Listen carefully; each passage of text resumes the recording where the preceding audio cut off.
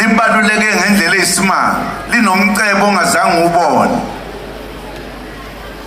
linezibuko edlula wonke amazibuko ezweni, lelokuthiwa i-Cape Point.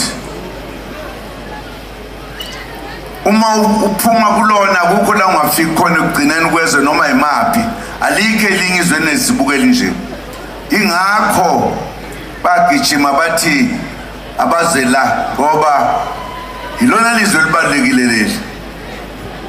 Into abona ngayo kukusicindezela esikhundleni sokuba bacele sibanike indawo kuhlalo kube mnandi.